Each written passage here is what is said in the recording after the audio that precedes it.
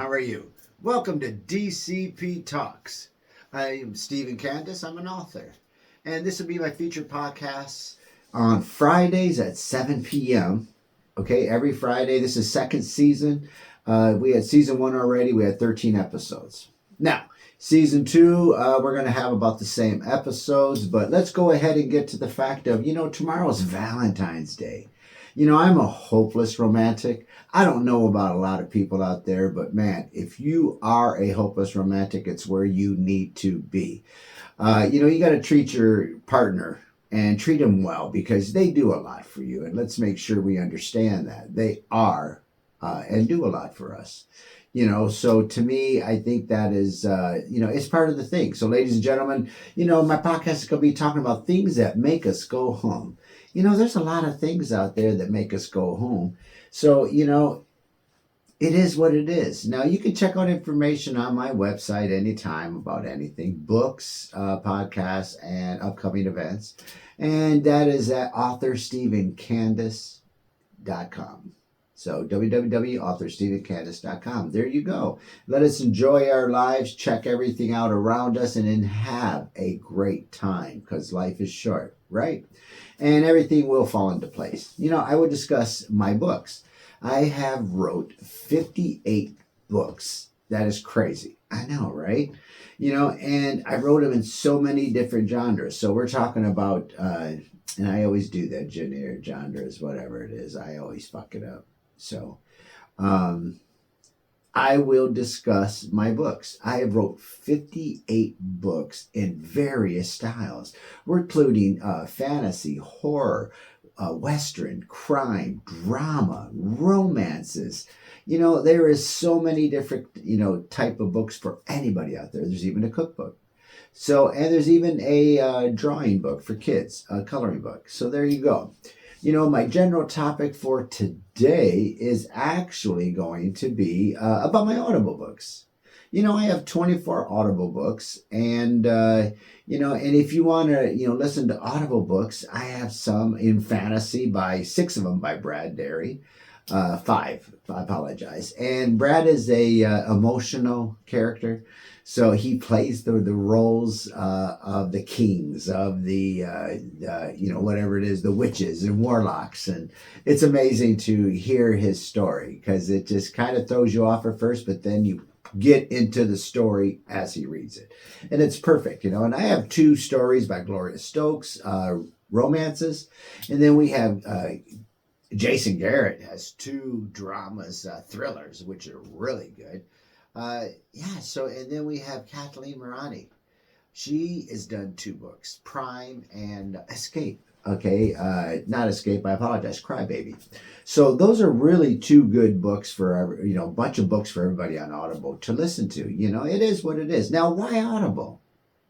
I mean, let's be really serious out there. When you're talking about Audible, why Audible? Okay, it makes logical sense. Everybody seems busy at your day in lives.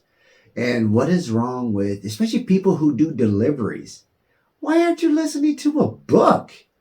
Just chill on a book. You get to a good part, you're cruising and you can't wait. And then you got to stop. Seriously? You're like, I got to finish this.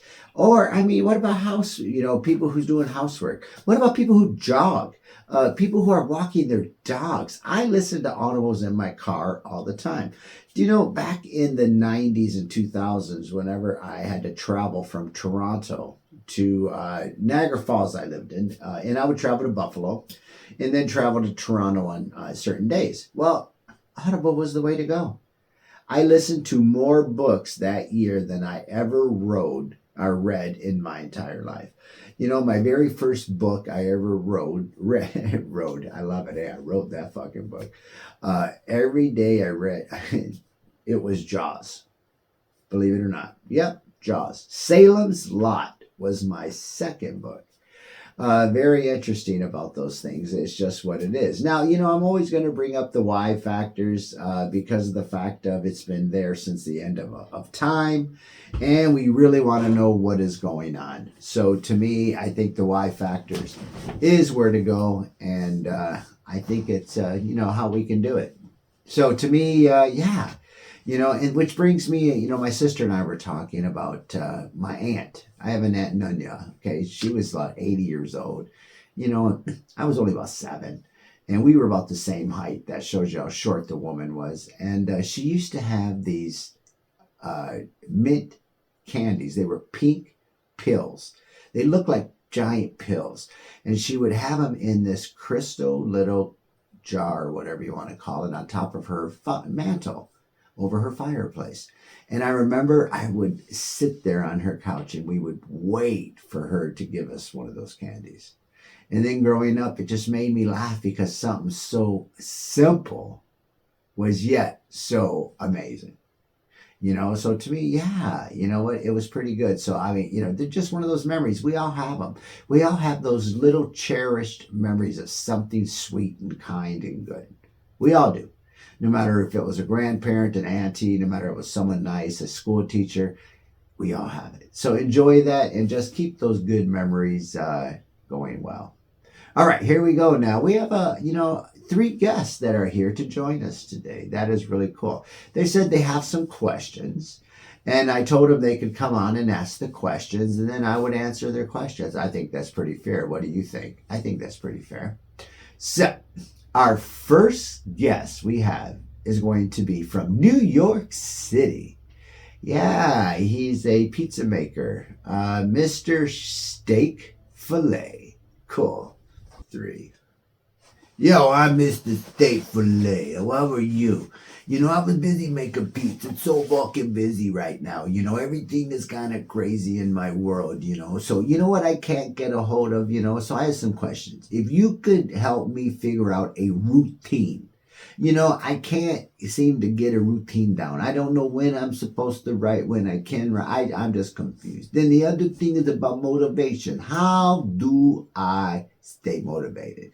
I get all confused at times, and then what about the writer's block? That writer's block shit is just really it just fucks your brain up in that, So, and then how long am I supposed to take to finish a book? Like, what is that all about? I don't got all day. I don't got, it's supposed to take me a year, 2 years. It makes about sense then, and then, by the way, when I was, I was listening to your podcast last week and you said, The Warriors. Yeah, it was a great flick. The Warriors came out in 1979, not 1978. So let's get that straight, okay? Now, if you can answer those questions for me, I would really appreciate it, okay? Thanks, Mr. DCP. We'll talk to you. Answer my questions. Thanks. Well, thank you very much for those questions, Mr. Filet. I really appreciate it. So let's go ahead and, talk about those questions. You said, a routine. All right. My routine for writing is I like to write in the day. And then in the afternoon, and that's when I edit shit, and that's when I go do other things, and then I come back, and that's when it gives my brain a break. Now I separate the times of what I do. Now that's what I do. Now how do I stay motivated?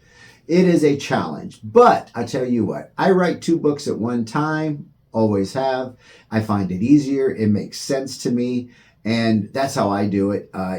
That's what happens then with the writer's block. Sometimes writers do get blocked. It is true. That's why I write 2 books. Another thing that helps me when I get writer's block, believe it or not, I go listen to an Audible. I go and then I watch or read a book or watch a movie because it just escapes my brain. That's why I like the Audibles. I go walk my dogs. I put my earmuffs on. I'm going and blowing. Maybe that's the way it's working. So what? And then how long does it take to finish a book? Really, in all reality, it depends on the writer. I can finish a book in 2 months. This is the slowest book that it's taken me, and it's been almost 2 months right now, and I still got another quarter to go. It's because I just been busy. And then, how long does it take? It just depends on how fast you write, brother. That's all. I use a microphone and a dictation machine. So when I talk, it just types for me. And then, hey, I have a great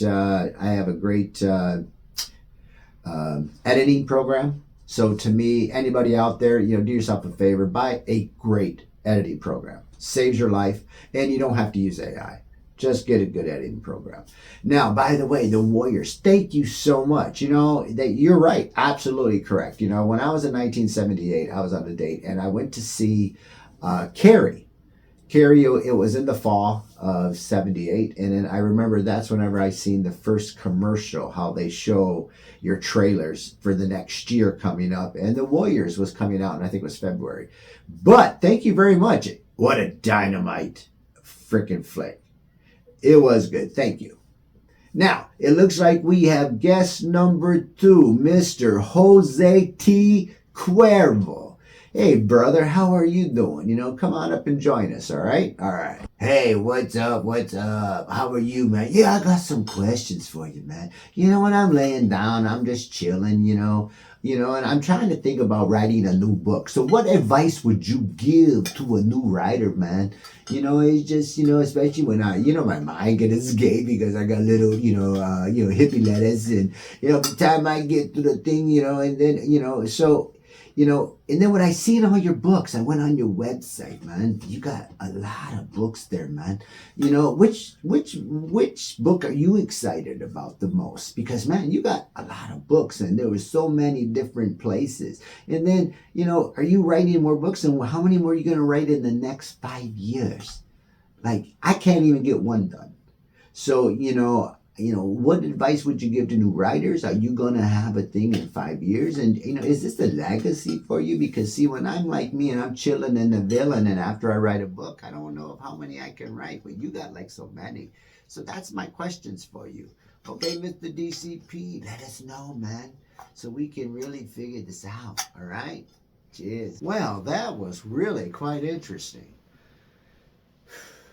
Well, that was really quite interesting. Thank you, Mr. Jose T. Cuervo. It is a challenge at times, especially being a new writer. And the only advice I can give you is keep yourself organized, keep yourself on pace, and don't go too slow. You got to be, keep your mind moves fast, so why aren't you writing moving fast? Be organized. So give yourself characters, give the characters, they're who they are, what they represent. Then you have your places, then you have your chapters. I like to write chapters. I like to do a lot of chapters first, and that way then I know where I'm going. I always write my ending first, and that way then I know where my beginning is going to start. That's just me. Everything else is a filler, and I can do that. Now, the most exciting book I think right now I have is my Zoran series is really cool, but I like my Prairie series. I like romance and prairie, and I'm going to change to, I think, my new book's coming up. I am writing a new Viking book, though. Yes, The Armada. Book 2 of Pigeons and Crows, A Viking's Tale. Yes. So I am writing that right now as we speak, as well as I'm writing The Prairie Life, book 3 on one family's journey. So that's pretty cool. So that's probably where in 5 years, I'm one of those where I never have looked into the future too far because I'm a reality-based person. I want to make sure that everything here is where it's supposed to be. That's just who I am, and that's how I do it. What legacy do I have actually? You know what? I want my grandkids to be able to read one of my books or listen to one of my audibles. I'm going to start doing my own audibles as well. If I had the time, okay? Seriously, I don't have time. Who's got time? That's why I listen to Audible, because I don't have time to do shit no more like anybody else. You don't got time. The time you get running, getting kids, running here, running there, doing this, doing that shit. Who's got the time, brother? So, my legacy is leaving them. When you type in my name on Google, Stephen Candace, baby, pages. It ain't one. Pages come up. There you go. That's what I am going to do. And I love it. To me, it's great. Cheers. Now, when we're talking about, I got a third guest. So my third guest is Billy Joe Boom Boom Carter. Man, Billy Joe's a special one here, ladies and gentlemen. Let me tell you, he is going to have some questions for us. This should be an interesting one, all right? All right, let's see what Mr. Billy Joe Carter has to say. Well, hey, Mr. Steve, how you doing? I really like you. You look so handsome, and the way you do things. But I do have some questions since this is a professional show. Okay, do you plan your stories free? Do you plan your stories, or do you write freely? Okay, it's just one of those questions. Okay, and then how do you build a character? Like, is he big? Is he round? Is he got a big pocket? Okay, well, okay, but see, I have trouble building characters, so it's really difficult for me. Can you help me, please?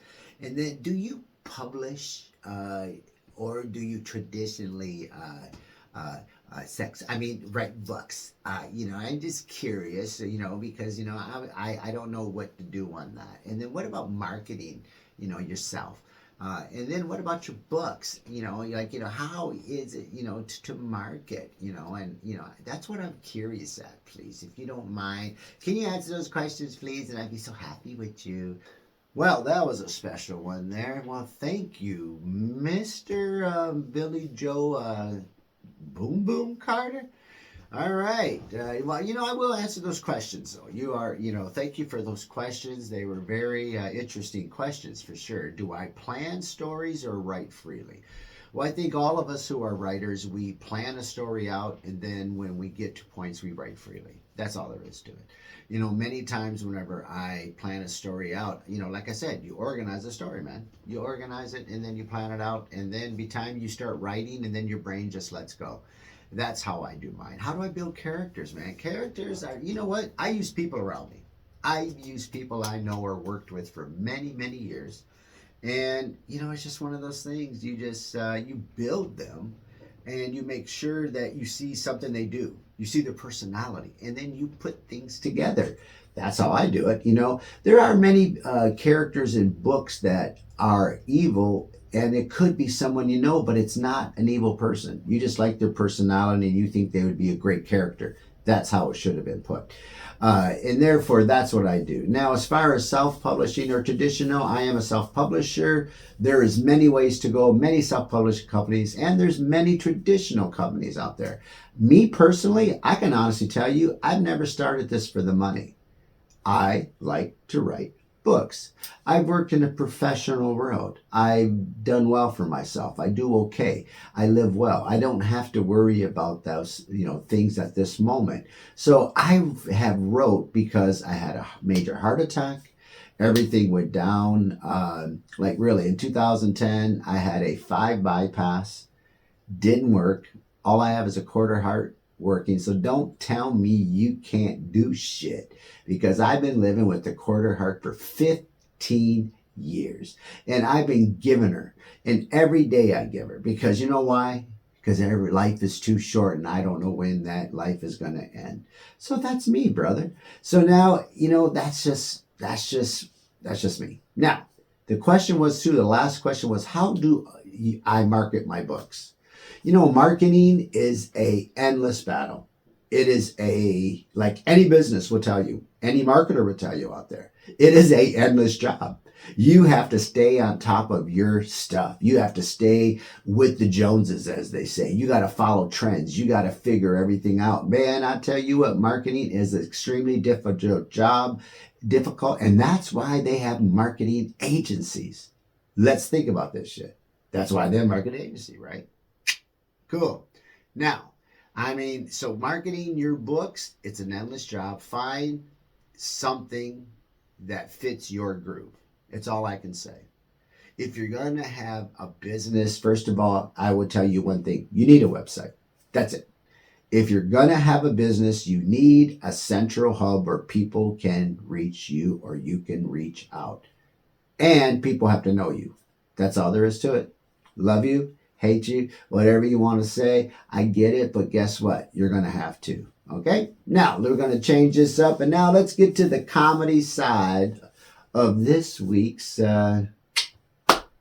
All right, this week's comedy side, I think it's kind of humorous because, last week was the first time I took my brand new car through a car wash. I usually wash my cars by myself. In my own hands, by the way. Or I take it into one of the full services where they clean the inside and the outside same time shit. Yeah, that's me. So this was the first time I actually had to go to a car wash. And to me, the best part is, so I pull up all the way around the car wash, give the guy my ticket, put my window up, and I have a brand new Nissan Rogue. I don't know how to put it in neutral. It has the middle stick shift where it just goes one up, one south, reverse or drive. And reverse won't work unless you push the button. So I'm sitting here trying to put this thing in neutral. And this guy's looking at me and he's smiling because I'm like, I'm sorry, man. What do you want? I put my window down and said, dude, I don't know how to put this thing in neutral. And he's smiling. He goes, let me go spray the other side of the car. Well, as I'm looking all around and I'm trying to figure it out, I reach for my glove box to get the manual out. My other hand hits a button underneath the stick shift that I didn't know even existed. Push the lever down, the car goes in neutral. So I was like, Jesus, Lord, have mercy. I was embarrassed. I was panicking. You know the way that shit sets in. It's just like going somewhere and you can't get your card out of your wallet, or you're doing something and you can't get it out. It's just funny how we all panic at that one moment in time.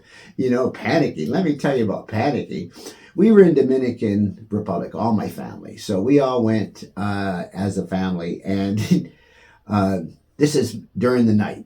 So we're drinking and we're out by the patio, and me and my daughter went out to the beach for a walk. Well, we walked through chairs. That's obvious. It's nighttime. It's chairs. On the way back, they had black little plastic tables that I didn't see.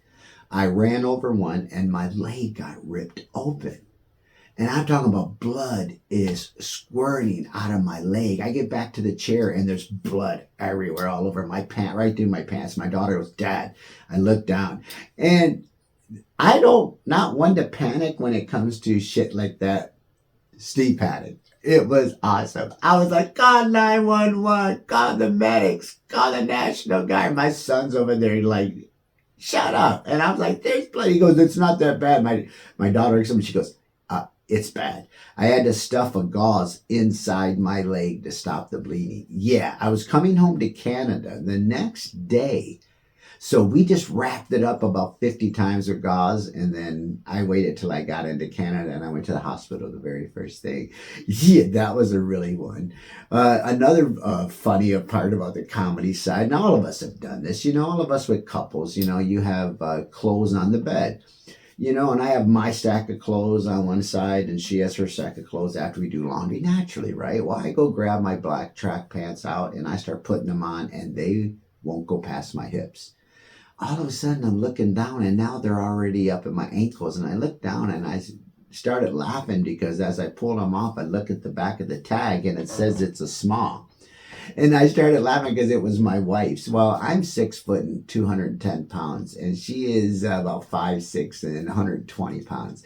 So as you can tell, that shit didn't work out. Like, it was funny to me. It's almost the same thing has everybody watched this thing on TikTok? I trust my wife with a belt. Now, if you haven't seen that, this is the most insane shit that you can see. It's men sitting on stools, on a bar stool or a stool, and they put a cup or a can on top of their head. And then their wife holds the buckle side of a belt and goes to swipe the cup off their head or whatever it's there. And the videos are hilarious because how many women hit their husbands in the face? It is $1 million worth of funny shit. If that's something you want to see, me and my best friend Billy were watching this shit and we died laughing because I ain't gonna trust my wife. Shit, she would hit my face for sure and knock the hell out of me. Oh, she'd laugh like hell. And Billy's like, oh, fuck that. I ain't doing that shit either. Guys actually do this shit. You must be nuts. That's all I'll say. God bless you, but you must be nuts. That's the same thing with, my wife, last week was mad about something, which is funny because she don't ever kind of get mad. So that's how I know she's not feeling well. Well, she got mad and she got really seriously mad. So she got really mad. And it was the same day I cut my hair. So just before I wanted to ask her if she could trim the back of my hair with my clippers, she got really upset. And then I thought to myself and my son, when I were talking, and I said, I'm not asking her to trim my hair. She'll take those clippers and bam, I'll have a freaking strip right through the front of my head. So I said, no, no, no. So gentlemen and ladies out there, please be careful out there when it comes to wives. You got to be careful. It was only if they're angry. The other funny thing was, I was telling my son that I remember when I was living together with their mother. So we're talking about 1980. So back then, we lived in Tampa, Florida. And what the cool part was, my wife's friend Sherry used to make sequences and bikinis for strippers. So she asked my wife, because she found out my wife could sew, she asked my wife if she wanted to make outfits for her. Well, it turned out where my wife started making a lot of these outfits for this woman. Well, this woman all of a sudden didn't have the time to go to some of these strip clubs.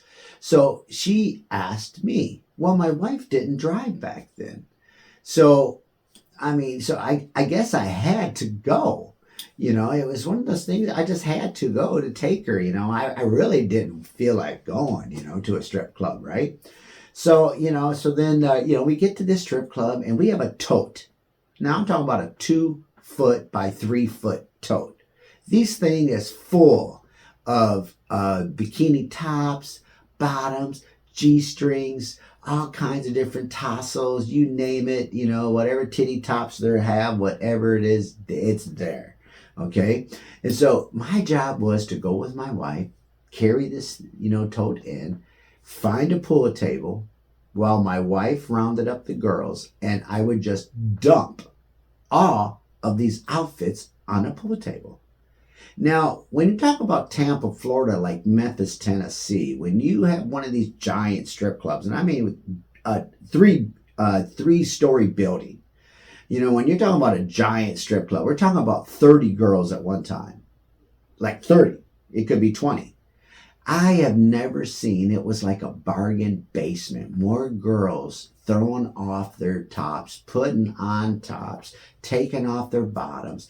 Man, it was such a bad job, but I had to do it. It was just terrible. To see all that, I seen one snatched in a pimp. It was terrible out there. All these girls just kept coming up and saying, how does this look? And, does this fit right? And I had to say yes or no. And I look at my wife and she just said, you eating it up now, aren't you? Oh, I would just say, this is terrible. I really need to leave soon because it's just, that's not in my character, right? So, but, that was one of the best things of all, So it was just one of the funny things I thought was awesome, right? Okay, now we're going to hit a little bit about my Broncos Corner. Let's talk about my Broncos, man. I said we were going to talk about my Broncos. Inglewood, Colorado, California. Okay, Coach Sean Payton has announced a pair of changes are coming to the Broncos coaching staff. Sean Payton announced on Monday that he named Davis Webb as offensive coordinator and Logan Kilgore as quarterbacks coach. That's kind of a weird thing, quarterbacks coach, eh? Why didn't it just say a quarterback coach? In the 2 seasons working with Bo Nix, Webb helped the Broncos signal caller become the only quarterback in NFL history to throw 7,500 yards with 50 touchdowns. Well, shit, I think that's pretty good. While winning at least 20 games in Bo's first 2 seasons. That's impressive. He also became just the 3rd quarterback in league history with 3,500 yards and 25 touchdowns in his first 2 seasons. The Broncos tied a franchise regular season record wins in 2025, while Nix tied an NFL record for the most wins by a quarterback across his first 2 seasons. Yep, that's Bo Nix for you. Yep. That's the boy that fucked up in the locker room before the big game. Now, I don't know about you, but it doesn't make a difference. All those stats look nice and pretty to be embarrassed about what you did before the major game. That's it. That's all I got to say about it. Where are you now? That's all. I know you'll be back next year, and I know we're going to do well. But come on, man. Stop that bullshit. Now let's get to what about that Super Bowl. That Super Bowl was something else, wasn't it? It was exactly how I figured it would go down. I hosted a Super Bowl party. We had a great day, great time. It was packed in here in my house, and it was really good. We liked it. It was really actually pretty good. That was one of those things that, we figured, the Patriots, they did well. Patriots had a great season, but in the beginning of the season, they really didn't have anybody to face. Let's be honest. They really didn't have no challenge until towards the end. Otherwise than that, they did super well. Let's give them credit. They did better than us. They made it there. We didn't make it there. Thanks, Bo. But otherwise than that, really, the quarterback was just young, inexperienced, and, good for, dude, Seattle, he was with the Jets, and they traded him off, and Darnold or whatever his name is, Sam, yeah, whatever. But it shows you ain't my team. But now, so to me, as far as Super Bowl, it went exactly how it went. Congratulations, Seattle Seahawks. Okay, good job. Now we're going to get to things that make us go home. Some of these things that really, make us go home. Okay, what about strict parents? Are you the lucky one? See, back when I grew up, we had strict parents. We had parents that looked at you and said, wait till I get you home.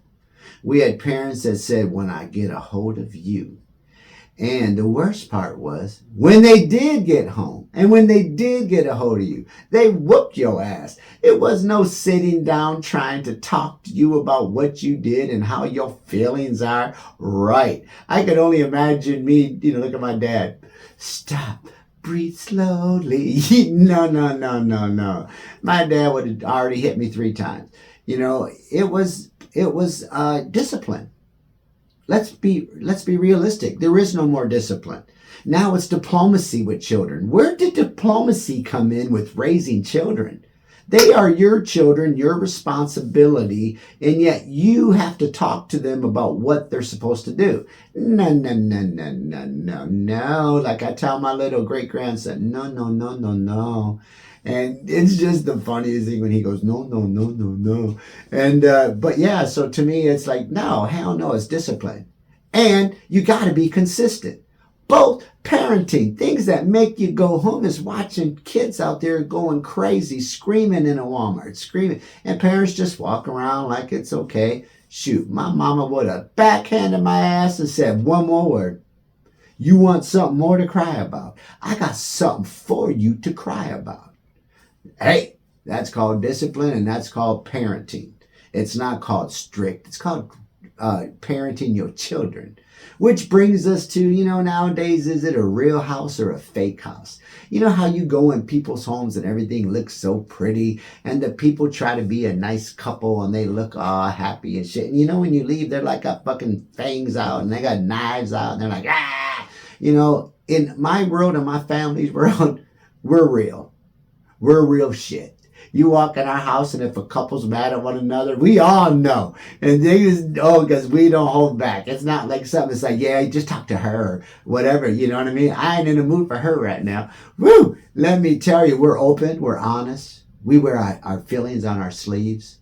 And that's what makes us really amazingly cool to a lot of people out there, because we're real.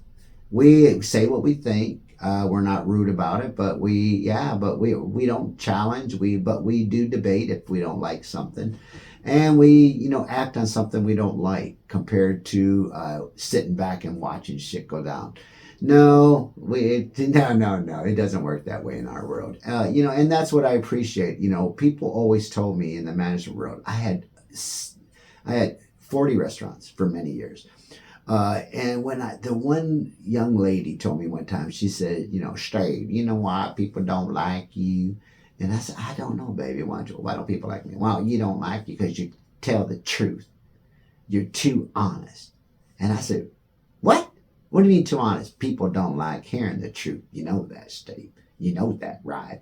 And I was like, well, I guess I had to take that in consideration. Same thing as whenever I learned about my tone. I didn't realize my tone sucked. And that's what makes it, real. It's fake or honesty. In our home, it's real. When I go to people's home and see fake, my dad always said, what was the old term? Money talks and bullshit walks. You can always see it. You just see it, And then it comes to walking to school. When I was a kid, I see parents out there getting pissed off about the child walking 2 kilometers to school.